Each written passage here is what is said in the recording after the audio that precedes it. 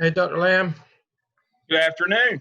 I have turned it over as host to you. I have already started the recording on my end, so I'll be able to handle it on my end. Did you get my note, my last messages I sent you?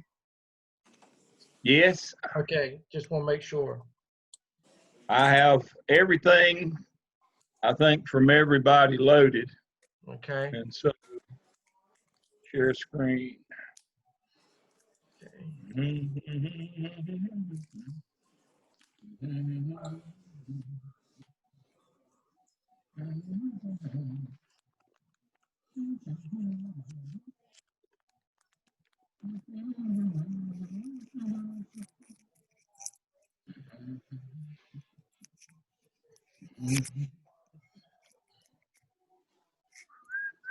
Somebody's already asked a question. That's right. And I was going to ask the instructors that are with us tonight to make sure that you're keeping up with the chats along the way.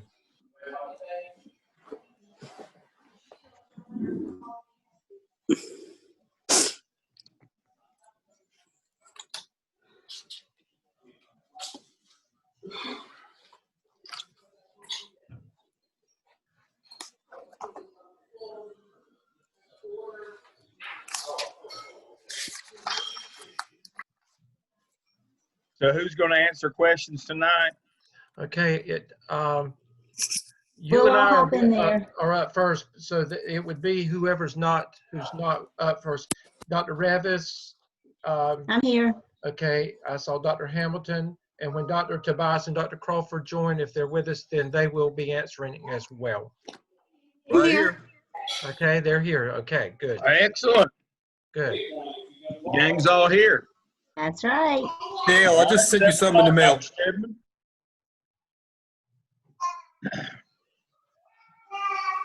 Okay. Dale, check your email real quick. All right. Let me stop my share. Okay. Okay.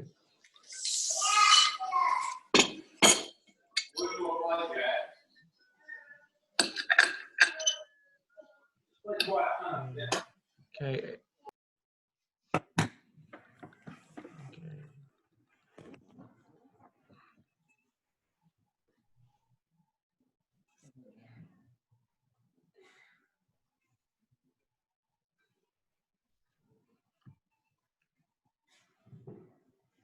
Okay. Dr. Lamb, Something went wrong while previewing this document. Let's see if I can download it, Dr. Crawford. Okay, Dr. Lamb, I'll go All ahead. right, I got it. This is a parent agreement with statements about COVID-related school communication. Okay, good. Part of it. Brookings study. And then 6 essential characteristics of PLC. Yep. All right, I got it. Okay. Okay, Dr. Lamb, I'm going to go ahead and get started with our welcome then. We have a large group with the instructors. We have 81 participants so far, so that is great. We welcome you to our first Thursday night or Thursday evening coaching session. This will be the first of, we have 4 scheduled for the next, counting tonight, 3 Thursday nights after this. We hold that 4th one. We may or may not do it as a group, but we put it in there in case we need it. So at this point, plan for the next 4 Thursday nights, and we'll be doing various things related to the whole program as a coaching session. All of your instructors and your coaches are online tonight, and we will all be sharing in the presentation. To begin with, you can see basically what the evening's going to look like. Dr. Lamb and I are going to give you a brief overview of what the APSL looks like. Now, it was discussed somewhat on Tuesday night, but I wanted to basically go in a little different direction with it this evening, just for clarity purposes. And Dr. Lamb, I'd like to begin by just asking you, I'm a student in MELS 601, and I've always made straight A's in everything. I'm a 4.0 student. I know I've got to do this evidence that they're talking about called the APSL. What do I have to do when it comes to the final evaluator to make sure that I get my 4? Okay. Let's see, right here.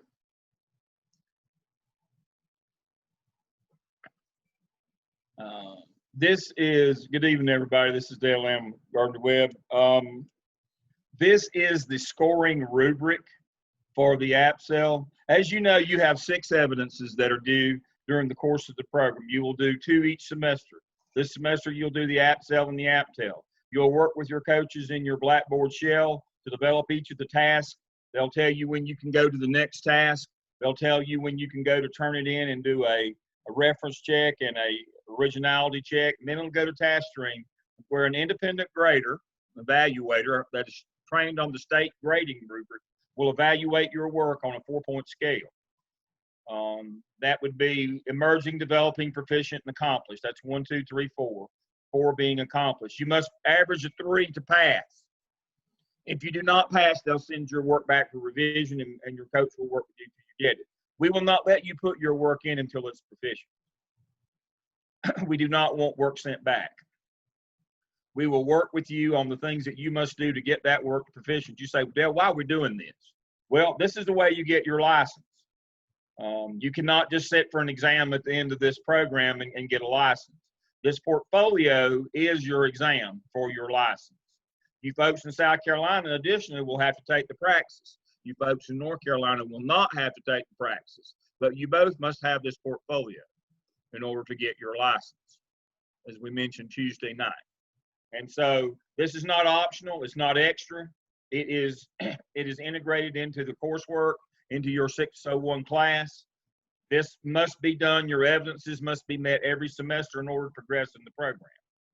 So here are for each task, it tells you exactly, and this is in your Blackboard shell, under the scoring rubric. You must understand, and you can see over to the left, each of these, the state grading rubric is crosswalked with North Carolina School Standards for school executives, ISTE standards, PEASL, and CAPE. We are the only college in North or South Carolina that is CAPE accredited. So if you do all of these things, you will, by virtue of that, you will be ready for your praxis exam if you are in South Carolina. And so as you can see, for each of the tasks, it tells you exactly what you have to do. Look at that. We don't train you to be proficient. I'm not looking for more average administrators. We're going to train you and we're going to coach you to be accomplished. You say, well, Dale, does that really work? Well, I'm going to show you the data that says it really works. And Dr. Lamb, I like what you said. We're going to teach them and we're going to train them to be accomplished. It's going to be left up to you whether it is accomplished. We will help you to get it to proficiency, but it's your job to make sure that it's accomplished work. This is our last cohort that came in 17 and 18 that finished in 19 and 20. This is their state evaluation scores for assistant principals and principals.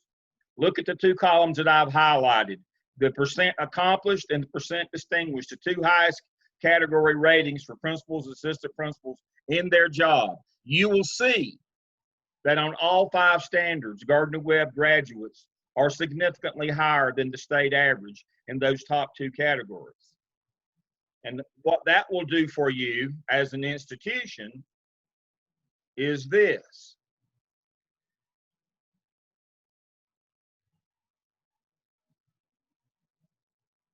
You will be the #1 ranked college in North or South Carolina in this program. The reason why is not because we're good, it's because you're good when we get through. That's the reason why you're working this hard. That's the reason why we had you go to accomplish. Gardner Webb's #1, Chapel Hill's #2. We finally beat them after all these years. Wingate, East Carolina, NC State, Greensboro, Western Carolina, Appalachian, Charlotte. But you see who's at the top.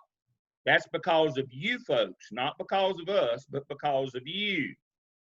but you have to produce the quality work that it takes to get us there and keep us there and get you jobs and keep you in jobs. This is not for bragging rights. This is about who gets jobs and who excels in those jobs.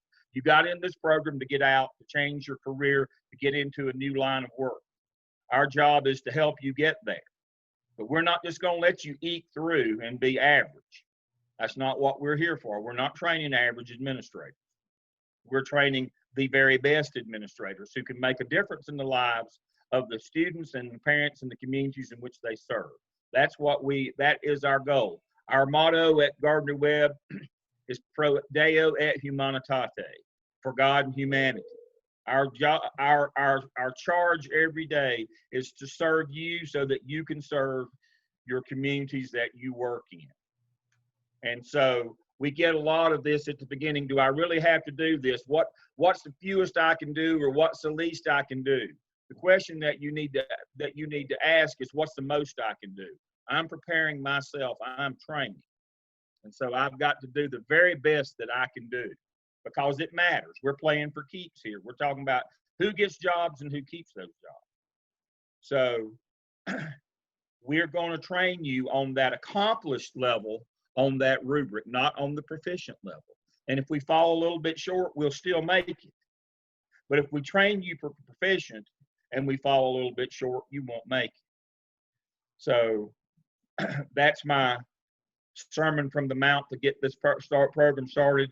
And so I'm going to now go to my first document for the evening, which is the task and prompts. And I'm going to run through these quickly. I'm going to highlight the things that are important. I'm not going to get down in the weeds on every little thing. Your coaches are going to do that with you, but I'm going to give you the big picture.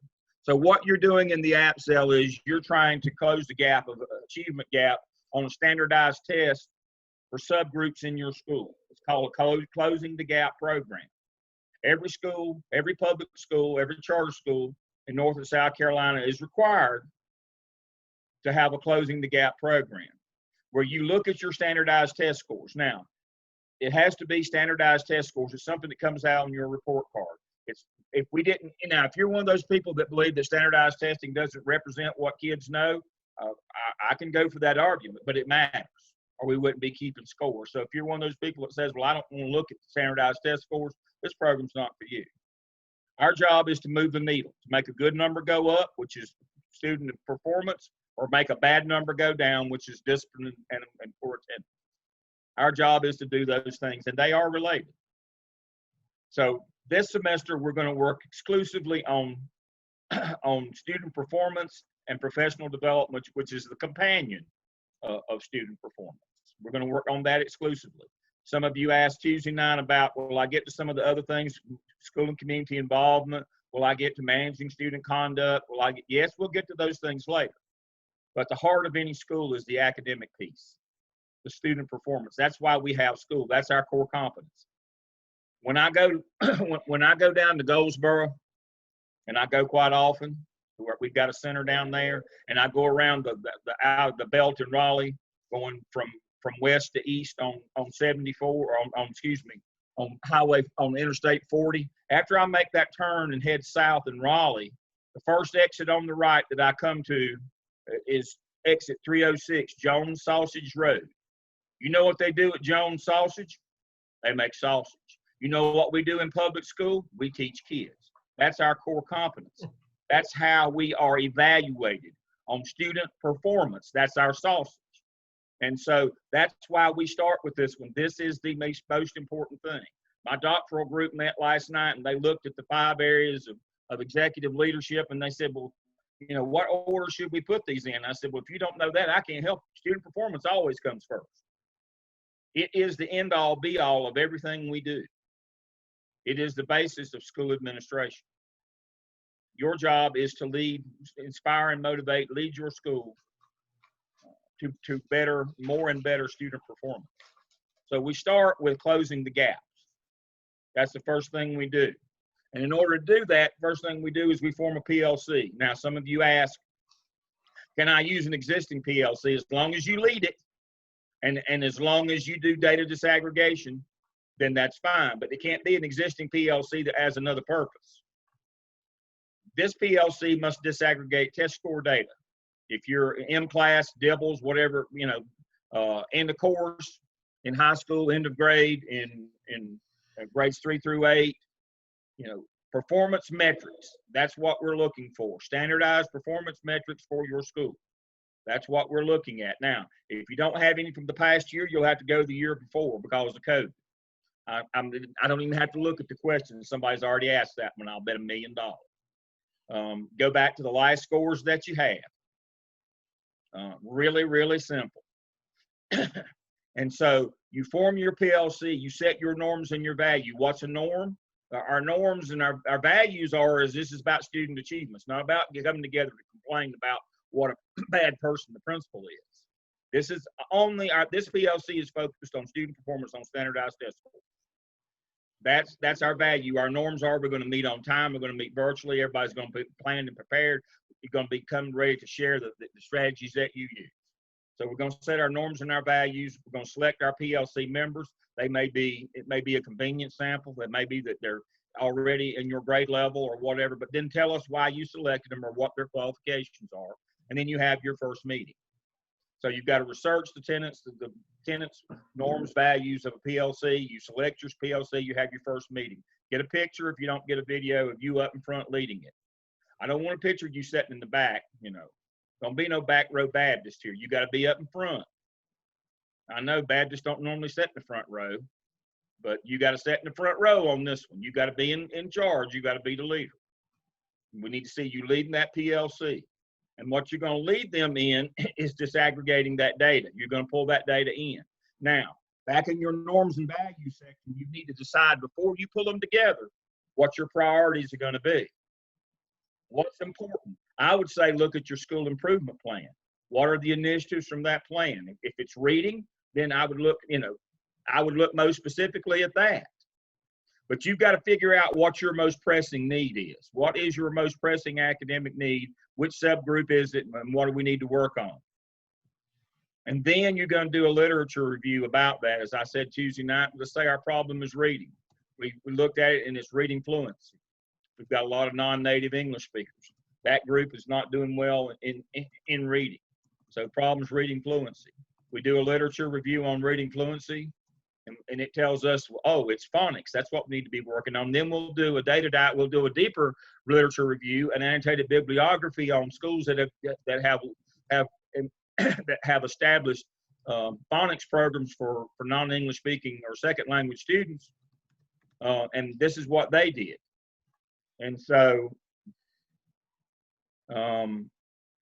that's your best practices. And then you're going to develop your action plan. Who's going to do what, where, and when?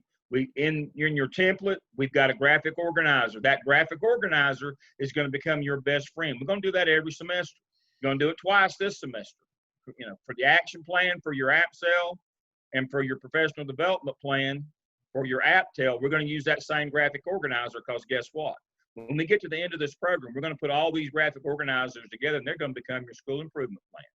Who's going to do what, where, when, and why, what the money is, what our goal is, what our indicator of success. Somebody's going to ask already, what's the difference between a goal and an indicator of success? Our reading scores are at 40, our goal is 80, but we can't expect to go to 80 in 1 year. If we go from 40 to 45, that'd be an indicator of success. But our goal in the end, long term, is 80. The indicator of success are what are the steps along the way. And so that is what you're going to do. And then you're going to write your competencies. Now, I've got that document pulled up as well, and let me get to it. Let me move this out of the way. Here are the 8 competencies that you have to write, the required ones, and you get to pick 4 more from this list. That's why they're in yellow. Those 8 aren't debatable. You got to do 12. You got 12, right? 12 competencies. Through the process of completing this AppSell, what did you do for a communication competence? What did you do for a change management competency? These 8 plus 4 more of your choice And then you'll do the remaining 9, when you do the APTEL later this semester. This is competency analysis. This is task 5, where you tell us in a narrative form, you state your case that I became competent or I am competent in one of these competencies based on this work that I did. Now, that's competency analysis. In your competency folio that you will establish in TaskStream, those hopefully will start establishing your TaskStream accounts on Monday, might be Tuesday. Monday's end of drop ad. You'll develop a competency folio of artifacts that you generate while you do this.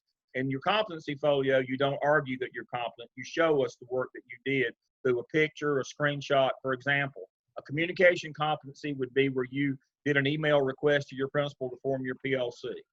That's competency analysis. I emailed my principal. The artifact from that would be the actual screenshot of that email. That's the difference between competency analysis.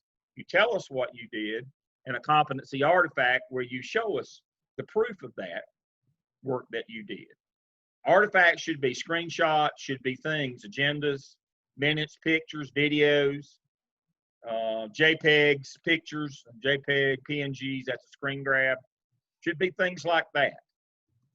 If you did the work, they will be there. Now you say, well, why are y'all making us do this? Well, when you get evaluated as assistant principal or a principal, remember that evaluation I showed you where our folks do so well, you're evaluated on evidence and artifacts.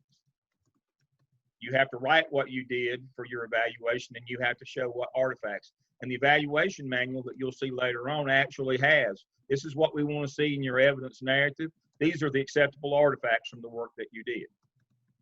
We have that for you as well. We have that document. We'll show you that a little bit later of as you do these different evidence tasks of these evidence, you'll generate a natural byproduct will be our artifacts that you generate. Just like that picture of your PLC meeting, that's an artifact. We'll show you where you do those, and as you get your 80 semester hours of clinical experiences at your school, you'll generate artifacts. You have a parent meeting, you'll have an agenda. That's an artifact. But for the purposes of task 5, it's a written narrative. Somebody asked the question Tuesday night is on all these. Every one of these tasks is a written narrative. You can't just show us a picture. An evidence is a written narrative. An artifact is a thing. You are doing 6 evidences. Artifacts go in your competency folio. So that's what you're going to do as you work through. Now, we have a template for you to use. I can close that one out. And I'm going to close this one out as well. Dr. Stedman has already shown you this one. The green gets your attention. That's your first task. The yellow is do this. The blue or the aqua color is this is what it takes to get accomplished. That's straight from that state grading rubric. So the important part is in the yellow, do this. That's what yellow means, do this. So that's the way that your tasks and prompts are color coded. You translate that into your template. Again, highlighted areas in yellow, add your text here, add your school profile. Red text is a reminder and should be deleted before adding your text. And so I've given you kind of an example or some reminders under each of these pieces here of what to do. Yellow says this should be a heading. Write a narrative underneath that. Leave all the heading. Everything in black stays. Only the red comes out. And then there's that wonderful graphic organizer that you're going to use every time. That says you also may use a PERT chart. I would not be that ambitious, especially in your first semester. I just simply do the graphic organizer. The PERT chart is used better toward the end of 603 and the beginning of 605 with a couple of those evidences. You can use the PERT chart then. This is more a graphic organizer kind of thing. And then, of course, you will, and that's why I said I don't know that I'd tackle that right now. I'm not sure I could figure that one out. And then you write your competency analysis. And here's an example of it. Here's an example of what you would write. Just take this out and put yours in. And So Dr. it Lamb, wouldn't be any this is a simpler than that. yeah, this is a very broad, quick overview of things tonight. And what we're going to be doing as instructors on Tuesday nights is taking you through this step by step. We just That's wanted to give correct. you the broad overview picture tonight so you can see what the end result should eventually, what you're working towards. This is the 30,000-foot view. This is begin to change your lens from a teacher perspective to an administrative perspective. You've got to see the big picture as an administrator. I don't expect your lens to change tonight. It'll, you know, when I get you next semester in 603, I'll beat that into you then. But right now, we'll be a little gentle on you. These folks are a lot nicer than I am. That's why they're working with you in 601. But you've got to change your lens. But in order to change your lens, you know, move from one side of the desk to the other, you've got to be able to start putting the big picture together. They'll work with you on the individual specifics.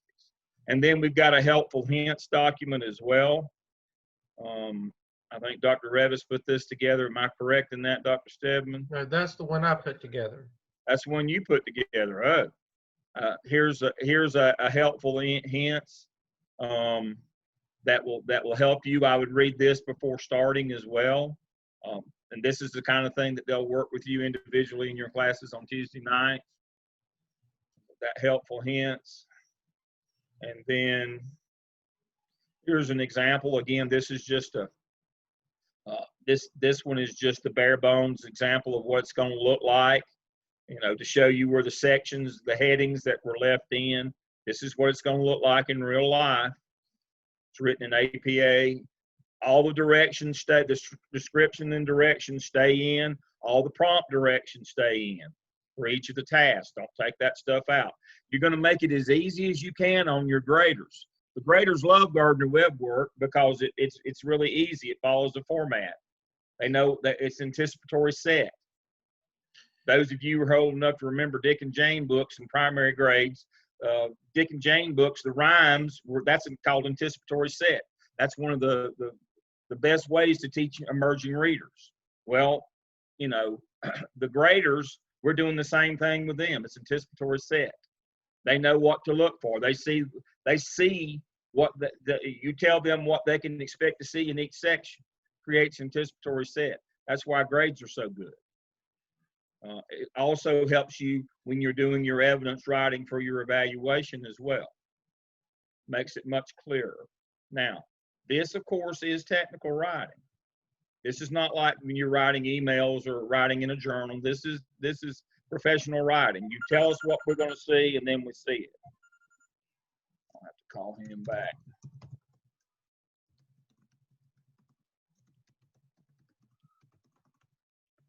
Turn that down. He'll call me again. All right. And so you see your graphics, your figures. Please remember that all of your charts, tables, and graphs are all labeled as figures.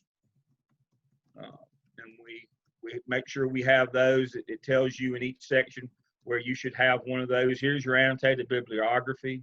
It should be preceded by a short literature review. And there it is. And that literature review defines for us what the most common solution to our problem is. And then we present an annotated bibliography of schools that did those things. As we roll down through that, we do our annotated bibliography. And Dr. Lamb, the staff worked with me in the spring to make sure that this has been edited for the new APA 7th edition. Right. You can see that where it says I led the PLC. That's first person active. You know, the previous version of APA was third person passive. This is first person active voice. I led the PLC in research. And then each of the sections, as you saw before, that were highlighted, we see each one of those. We leave those in. And then there's our graphic organizer with all our activities, the timeline of when we're going to do them, who's going to do them. I don't ever want to see staff in that. Staff didn't ever do anything. I want to see a person's name or title there. Otherwise, it won't get done. Resources needed, formative assessment, summative assessment, the goal, that's where we want to get to eventually, and our indicator of success is where we're going to get to in the short term. Now, I want to speak quickly to the difference between formative assessment and summative assessment. Formative assessment is not measure the kids at mid-year and then measure them at the end of the year for summative. Formative assessment is of the adults. Are they delivering the program with fidelity? That's formative assessment. Summative is the student scores at the end of the year. But we have to make sure that we have fidelity, that we're presenting the program as intended. You know, the example that I use, I'm old enough, I was an elementary school principal back in the textbook era. And a new reading textbook adoption would show up every fall. We'd roll it down to the book room. It would sit in the book room all year long. At the end of the year, we'd take the California Achievement Test for reading, and our scores weren't any better than they were the year before. And what would we say? Well, that new textbook adoption wasn't any good. Nobody ever came out to check to see if teachers were using it or not. That's a fidelity check. That's formative assessment. Are the people that are being paid in your building delivering what they're supposed to be as intended? That is a formative assessment. A summative assessment is the student when we give them the test at the end. And Dr. Lamb, you're going to hear formative and summative over and over and over as you do other evidences. So make sure that you understand that, because that same concept is going to apply when we get to the APTEL. That's correct. We're going to use this every semester, and all of our evidence is we're going to use this. And we have to know that's what they pay you for as assistant principal and principal. They don't pay you to teach. They pay you to make sure everybody else is teaching. And they don't pay you to figure out what to teach either. Your job is instructional delivery. Somebody else a lot smarter than you figured out what to teach, or a lot smarter than me figured out what to teach. Your job is to make sure it gets delivered as intended. And that's what your action plan looks like. And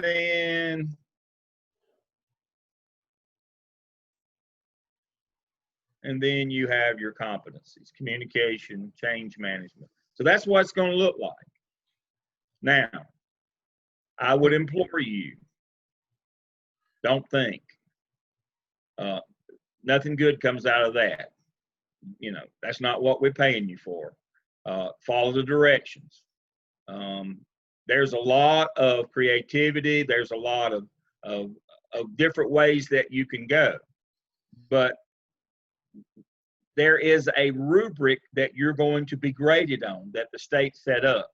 Everything we teach you, all these materials match that rubric. If you step outside of this process into something that doesn't look anything like this, and you say, well, I had it all there, it just wasn't it will not go well when it gets to your assessor. They are expecting it to be just like it says in that rubric. That's what they're going to be looking for each step of the way.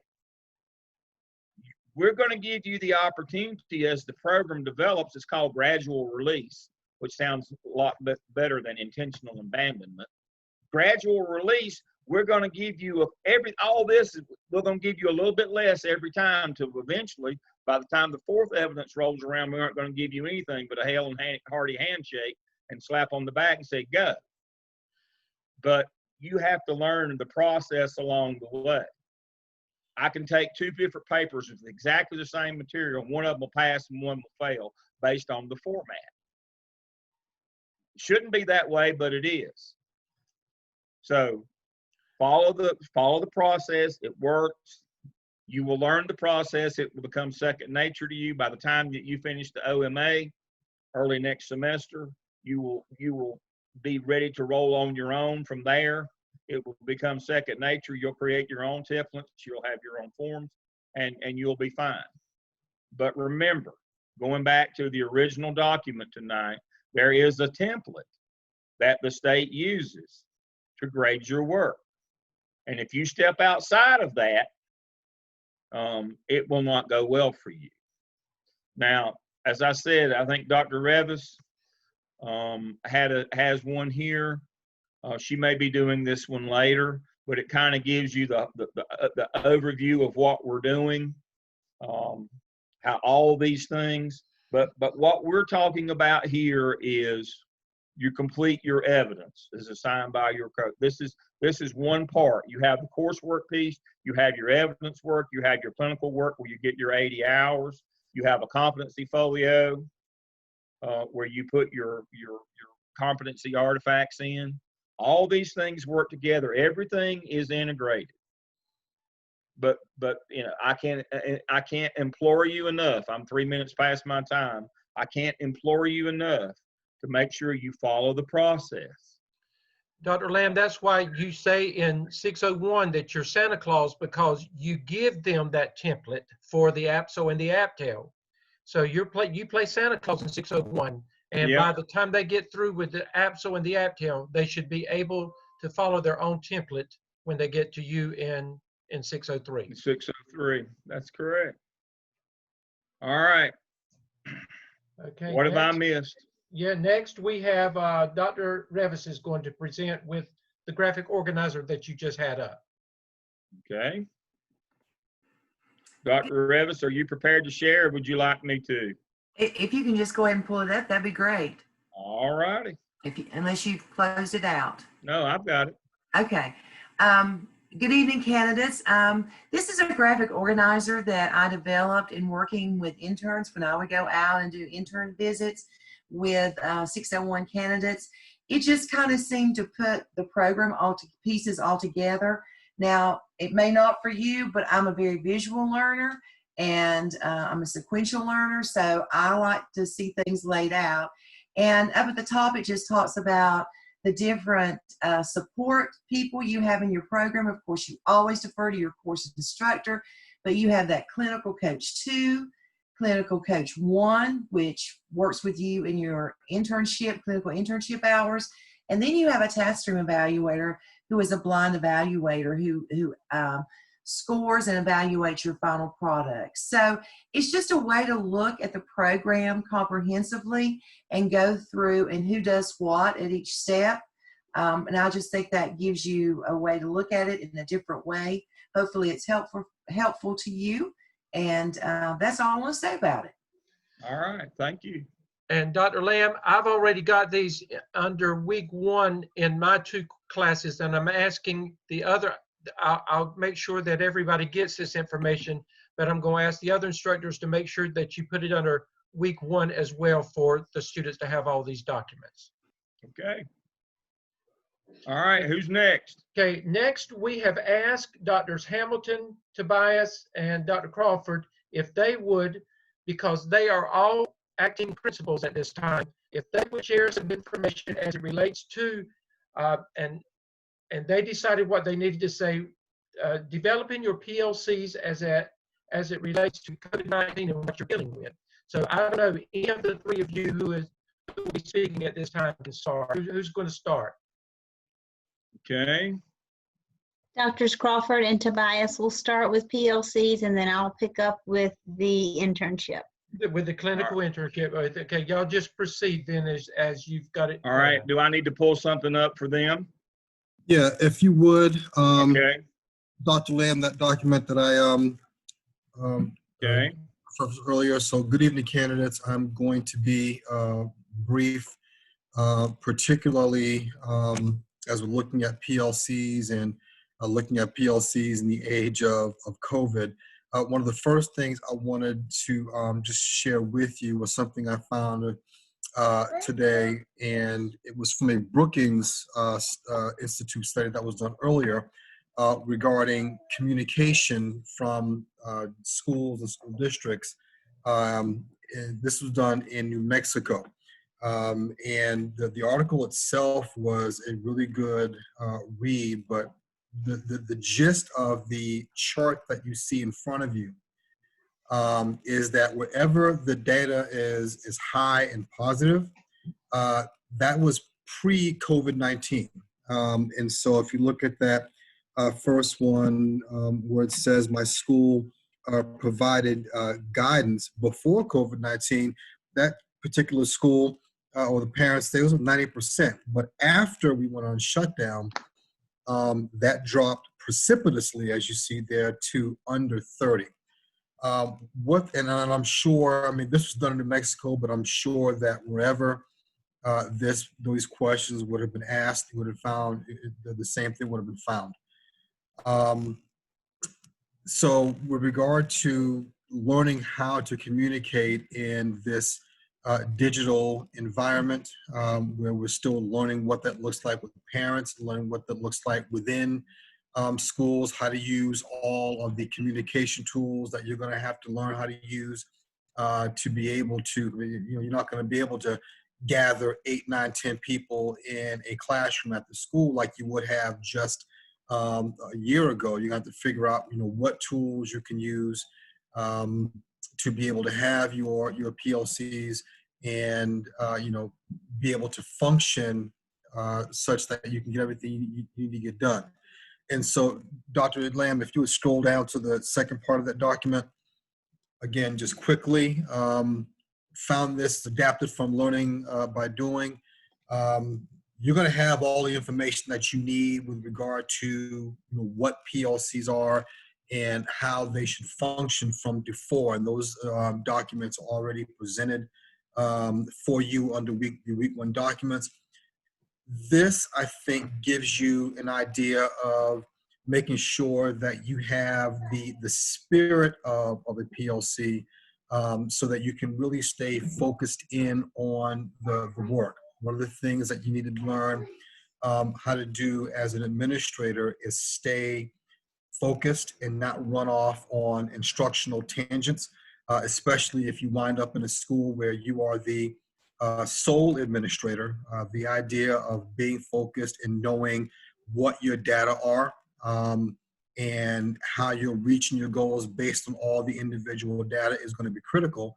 And so you've got to learn how to stay focused, maintain focus, but be able to shift your focus back and forth as needed. And I think looking at these 6 characteristics of a PLC, particularly in this age of COVID, and learning how to communicate with your colleagues is going to be critical. So that'll be posted under week 1 as well.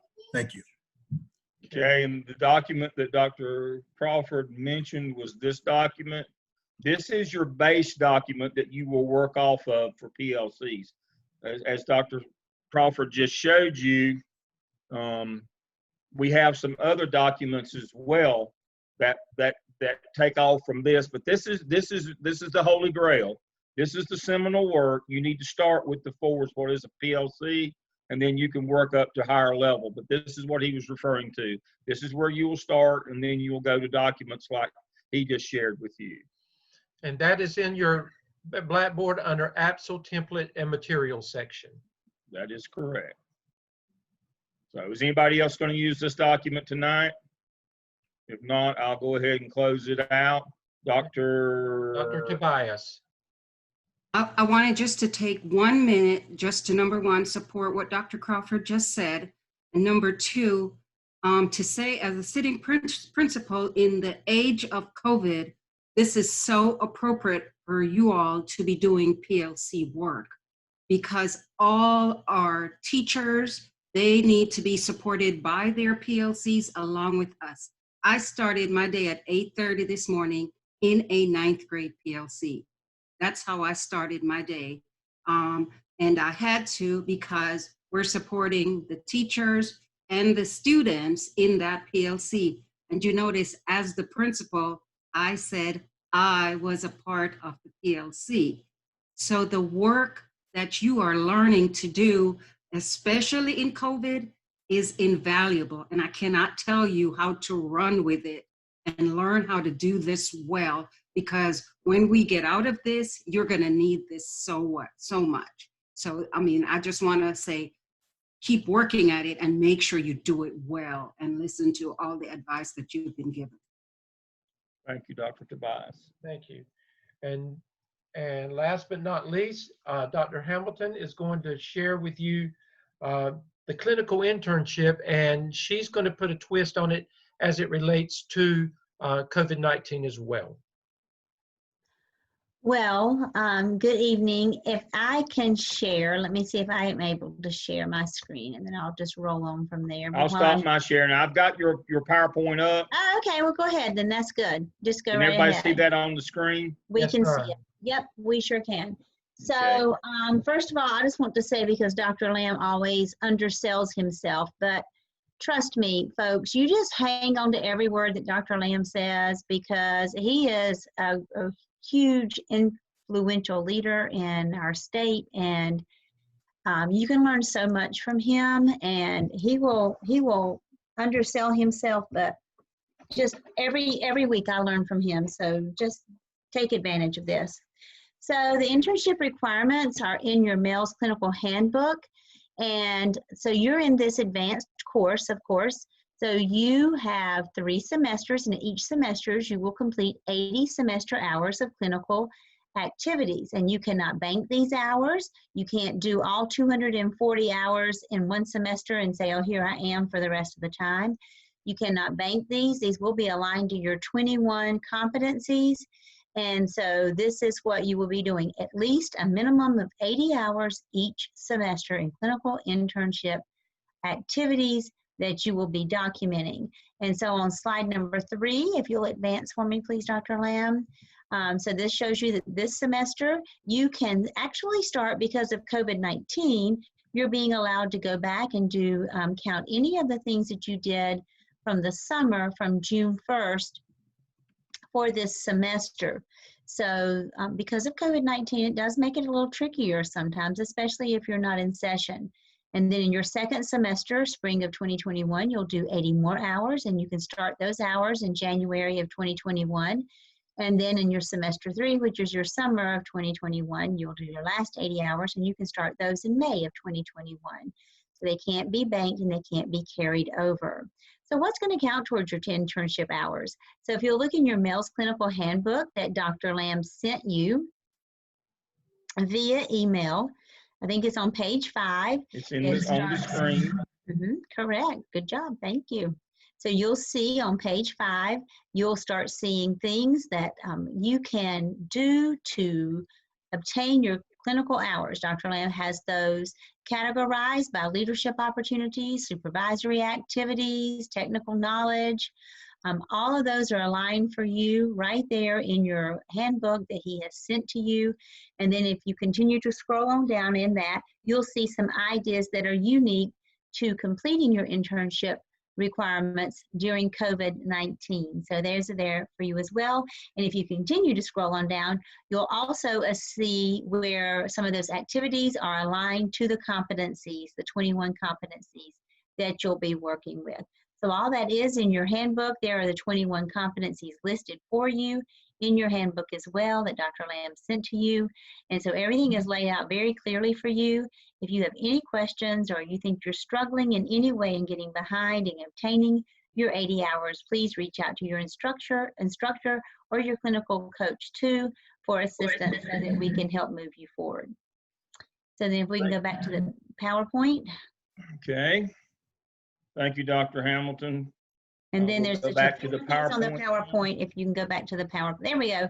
So then you'll also find in your Males Clinical Internship Handbook on page 4, the log.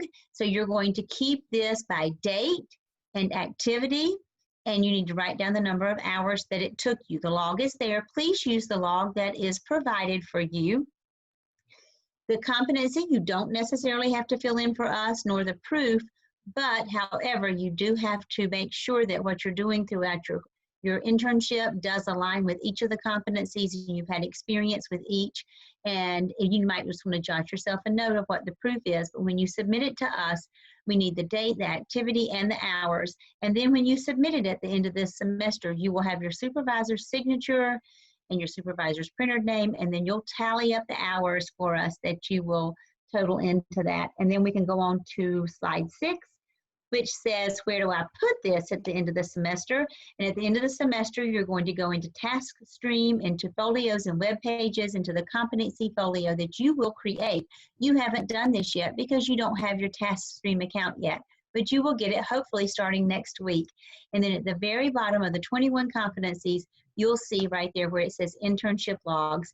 And that's where you'll upload your 3 internship logs for your clinical coach 2 to look at and approve for you. And then on the very last slide, in the summer of 2021, which is going to be here before you know it, and you are finished, then you'll take all of those and upload it into your DRF and task stream. But not until then. For now, they just go into your competency folio. And that's it. Thank you, Dr. Hamilton. We want to thank Dr. Hamilton and her group who came up with the suggested activities during COVID-19 to help you get your hours. Hopefully next Thursday, I will introduce you. Will by then have gotten an email. Start looking for it on Monday from Watermark in order to establish your task stream portfolio. The email will be labeled Watermark, who is the parent company for TaskStream. I worked with Wendy today, our TaskStream coordinator, and I'm going to help her. We're going to get those out Monday, hopefully, Tuesday at the latest. And you will get a link that you click on to establish your TaskStream account. We'll enroll you. Now, that link is only good for 48 hours, so be watching your email. If you let it lie for more than 48 hours, we'll have to send you another one. So when you get that, you will establish your TaskStream account. And on Thursday night session next week, if we've got those out, I will cover TaskStream and how to use TaskStream and how to establish your competency folio. Dr. Lamb, just a reminder to them, please check your Gmail, your Gardner Web account every day. And I would check it more than once a day if I were you. You never know when we're going to be sending you information out. Another thing, just a reminder that next Tuesday at 6 o'clock, and it's in your Blackboard shell, remember we have the librarian that's going to be presenting information on the APA 7th edition. That it's going to be concurrent sessions, one on Tuesday at 6 o'clock, the other one will be on Thursday at 6 o'clock, prior to our classes on Tuesday and our coaching sessions on Thursday. So please make sure that you at least attend one of those sessions. It'll be most important. I want to thank all of the staff, Dr. Lamb and the staff, for everything that they've done to make this presentation this evening. I hope that this is helping you begin to understand things better, and it's beginning to bring things together for you. And we'll be doing this, like I said, over the next 4 weeks. And after that, we begin backing off, because at that point, you should be becoming much more independent with the work that you're doing. That doesn't mean that we won't be available. We'll always be there. And as your coaches, we can work with you one-on-one as you need us to as well. So all you've got to do is reach out to us. And Dr. Lamb, I've gotten several emails and some phone calls from students, and the ones that I've talked with, they're already moving in a good direction with their PLCs and working towards that. Great. My last thing tonight, and I'll sign off here. Be looking for an email from your clinical coach 1 to schedule your virtual visit with you and your site administrator that is supervising your internship at your school.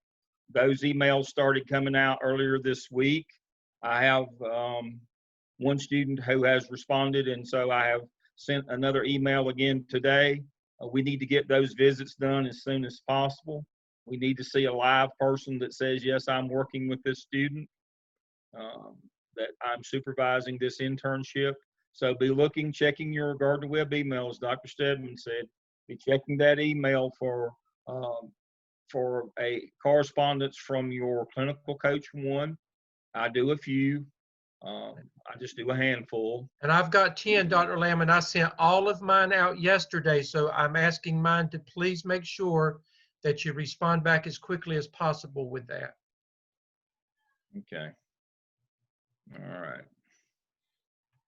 So I'm gonna sign off.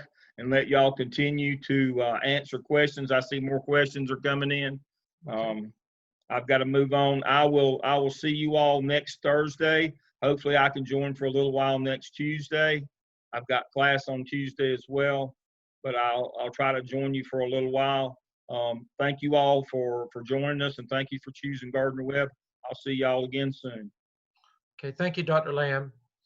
Okay, we're going to stay online for just a little bit longer. Are there any particular questions? And you can unmute yourself one at a time if there's any questions, big questions that you feel like that the whole group would benefit from over the next few minutes. Anybody? We have a good question in the group chat that would be of interest to all people, and it's about, do I send my draft of task 1 to my clinical coach for review before submitting it to my instructor? You want to talk about that process? That is, I would say, unless you are having a problem, I would not do that to begin with. I would send it to my instructor first. And remember, we're gonna talk about peer reviewing on Tuesday. And you're gonna have 2 of your peers in your group, your Zoom groups, that will also be giving you feedback on your work. But let us, as your instructors, look at it first. And then if we see that you're having difficulties, or if we have to send it back and you feel like that you need another set of eyes, I would say yes, then reach out to your clinical coach then. But everybody's going to be working, and again, we've got once we get started, there'll be a fast turnaround on all of this work and the evidences that you're doing in the task. So there won't be a lot of in-between time with all of this. So I would say, unless you're having a problem, reach out to your clinical coaches then. But if you're not, and everything's good with you and your instructor, then I think you'll be okay. What are instructors, are you okay with that process? With them sending it to you first and then you referring them to their clinical coach if you see that they need additional help? Yes. Okay. Just submit it. That's what I prefer, because if we don't, we get so tied up and it takes so long to get through that process. Dr. Agree. Crawford, I think I saw you shaking your head Yeah. yes as well. Yeah. Just Okay. submit it in Blackboard, the completed, not partial. And we're going to talk about that. That'll be a big part of what we do on Tuesday night. We will work you through, since your task 1 is going to be due that Sunday. We will walk you through that process when we instruct you on Tuesday evening. Okay? Everybody. Again, I want to reemphasize what Dr. Hamilton said. All work is submitted through your Blackboard. Don't send us anything email attachment. Right. And again, it's important what Dr. Hamilton said. Do not send us incomplete work. If you send me incomplete work, I'm going to send it back to you. Again, we've got so much to do that we don't have time to look at little pieces of things. We've got to look at the whole, what you think is your whole work, and then we can give you feedback on the whole piece of work that you sent us. Okay, any other questions? Dr. Stedman, I have a question about the meeting with our PLC. If we already established our PLC, are we going to do some more information about what's just talk about at the first meeting, or should we go ahead and just schedule that? Well, again, your first PLC, Dr. Hamilton, talk about what that first PLC should look like with them. I mean, that Well, first meeting. So first of all, I would say, have you gained permission from your principal? Yes. Okay, and so you have all that documented and all that you're there, and then the process for selecting your PLC.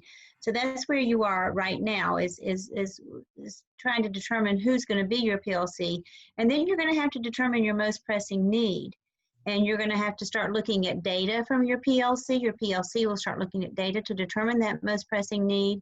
talk to your principal. Your principal probably already knows what a most pressing need in your school is right now. And that can even be unique due to COVID situations right now as well. But so talk to your principal about what your principal perceives as the most pressing need. Look at the data with your PLC and sort of let them go through that problem solving process of what is it we should be looking at. And your school improvement team could also be helping with that as well.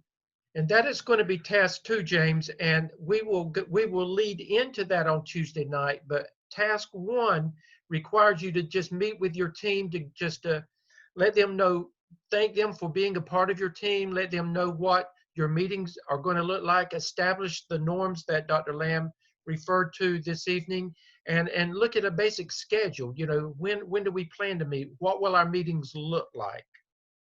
And that's your first meeting with your PLC. And then when we get into task 2, everything that Dr. Hamilton was talking about, that's when you begin with your team looking at the data, looking at, what will we be working with as a PLC? What is our focus going to be? Does that help, James? Yes, it does. I was concerned because I was thinking the first meeting was supposed to be before next Sunday night. So I was confused with the schedule. I'm sorry. No. Okay. Okay. Anybody else? I have a real quick question. She just mentioned that, is there a documentation that we need to have for the permission to do the PLC, or is it, because my principal was just verbal, she just said, do what you've got to do and get your team together. Is there documentation? And then also, can you clarify the time, like the time that assignments are supposed to be submitted? Because we were told midnight on Tuesday, but it says 9 on the paper, so I'm not sure which one's the correct time. Okay, the time on the schedule, unless an instructor has done something differently, is your all assignments are due at 9 o'clock on Sunday nights. That's correct. That was for us. We said 9 o'clock for ours. Yeah, so it's 9 o'clock on Sunday nights. And then for your question about the documentation of permission from your supervisor, you're going to need that in an email or something, because you're going to need that as a part of your APSL, that your principal has told you that you have permission. And April, even if you've already, you did it verbally, all you've got to go back and just say, okay, I've got to have an artifact. Go back and create what you talked about. Okay, thank you. You can make it happen. Okay. Any other questions? These have been. Yes, I have a question. Go ahead. Yes, I have already spoke with my assistant principal, and we've talked about concerns and issues, and I've did the email, and now I guess gathering up, trying to form the PLC. Now, and how to write this up, I'm looking at the template. I think it's evidence number 1. My issue is trying to figure out how to write with all my information. Where am I putting it?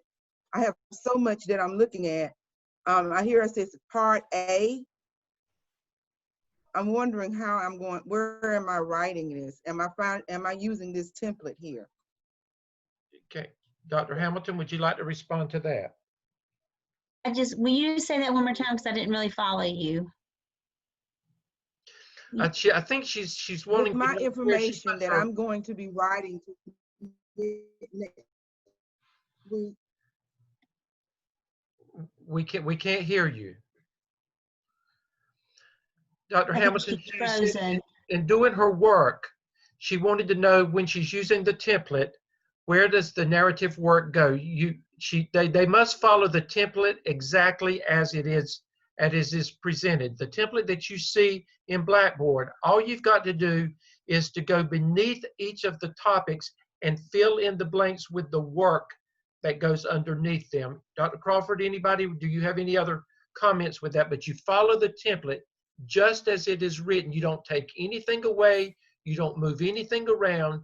You just, whatever order it's in, you put the work underneath the topics. You don't take. And this would be for task 1. just for task one. Yeah, It'll be for all all you're of them. working on at this point is task one. We have not Okay, even gone that's into task two. Okay, okay. Does okay, that help? Okay, that's what I wanted to know. Yeah, and we're Yes, because we're I'm all- looking at so much. Yeah, I know. And we're all going to go back over that again on Tuesday evening, okay? And is it, I'm trying to pull up the template right now. I don't know if I can share, but if I can share, let me You'd see be if I able to can. because you're one of the, I've made you a co-host just in case. Okay, I think I can share. So And when you look at the template, whoops, it just This went is away. money.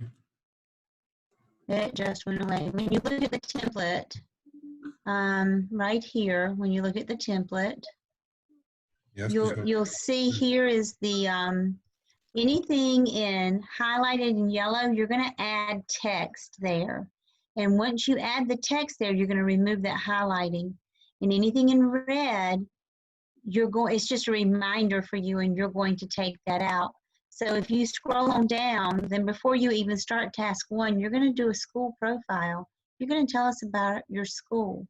And then once you type that in there, and that could be several pages long, then you're going to remove that yellow highlighting off the word school profile, but you're going to leave the word school profile there. You're going to leave all this right here. Dr. Hamilton, go back up. Go back up under school profile. Did you see under task one description? All of that stays. If it's in black, it stays. You do not remove any of that information. It stays just like it is where it is. And scroll on down. It does. Okay, there you are. Prompt one. So then in prompt one, you're going to write about how you researched PLCs. You're going to have at least 3 sources. And remember, if you're quoting sources, then you're also going to have a reference section at the end when you turn that in. And so once you write, and this is just telling you a little about this, and one of them has to be Richard DeFore. And then once you write about that, this red writing is going to go out. This is just like a little note to you. And then you'll remove the yellow highlighting. So you're going to leave all this black right here that says prompt one. Then you're going to have PLC research. And you might write a page, 2 pages, 3 pages about PLC researches. Then you're going to tell us how you selected your PLC committee. And then you're going to tell us about that first PLC meeting where you got together and you led the PLC and you discussed the vision and the purpose of the PLC. You talked about meeting norms, what's expected of participants, and those kinds of things. And that is task one. Yes, Right and there. Joy just asked a question, and I'm going to say yes, but we will be going over how to submit your work on Tuesday. We will actually go into Blackboard, and we'll say, when you do this, this is what you do. All of us will go over that on Tuesday evening with you. I know Hello, this is a lot, but after you get through, remember we said that once you get through the first 2 or 3 weeks, I promise you, it'll become second nature with you. You've just got to go through it the first time. Good evening. This is Tamika Truesdale. Hey, Tamika. I received an email stating who my CC1 coach was. However, I have not received a follow-up email from them. Should I go ahead and email them requesting a time to meet, or should I wait for them to email me? I would let them know that I'm waiting if I were you. Okay. Will do. Thank you. You're welcome. And Dr. Stedman, there was a question about, can diversity be a topic to study in a PLC?